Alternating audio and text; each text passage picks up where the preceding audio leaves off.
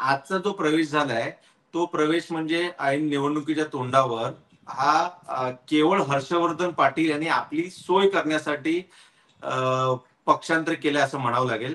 मुळात हर्षवर्धन पाटील हे 1995 साली ज्यावेळी अपक्ष म्हणून निवडून आले, त्यानंतरचे ते दोन्ही टर्म हे अपक्ष म्हणून होतं. त्यानंतर ते काँग्रेसमध्ये त्यांनी प्रवेश केला.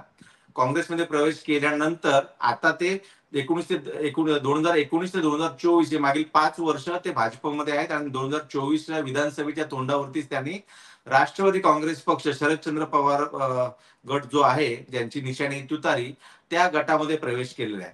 आता हर्षवर्धन पाटील यांची जी काही उपयुक्तता आहे, ती भाजपसाठी संपलेली आहे. एक एक आपण गोष्ट समजून घेतली पाहिजे, की आता आयाराम गयाराम अशा प्रकारचे अनेक नेते पुढील काही दिवसांमध्ये पक्षांतर करतील.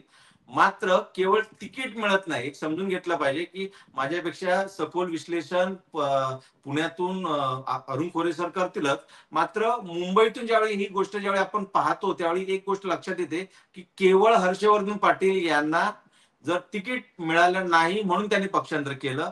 जर भाजपसाठी जर तो मतदारसंघ जर मिळाला असता आणि दत्तात्रय भरणे यांचा पत्ता कट झाला असता, तर मात्र हर्षवर्धन पाटील यांनी भाजपचं कमळ सोडलं नसतं.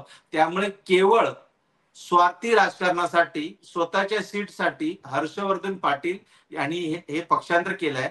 आणि तू ज्याचा उल्लेख केला, की सहकार क्षेत्रातील दादा माणूस, साखर सम्राट वगैरे सगळ्या गोष्टी. मात्र हर्षवर्धन पाटील यांचं आजचं वय साधारण 60 त्यांनी पार केलेले आहे. त्यांचे जे काही उत्तराधिकारी आहेत, त्यांचा मुलगा आहे राजवर्धन पाटील आणि त्यांची जी मुलगी आहे अंकिता पाटील ठाकरे, म्हणजे ती ठाकरे घराण्याची सून सुद्धा आहे. आता त्यांना या निवडणुकीनंतर त्यांचं जे सेकंड जनरेशन आहे, त्यांच्यासाठी काहीतरी राजकारणामध्ये करायचं आहे. त्यासाठी हा सगळा पक्षांतर आहे. आणि मुळात प्रश्न आहे, की हर्षवर्धन पाटील यांनी जरी तुतारी घेतला, आपलं जे लाईव्हचं जे डिस्कशनचं टायटल आहे, ते निवडून येतील का याबाबत माझ्या मनात शंका आहे.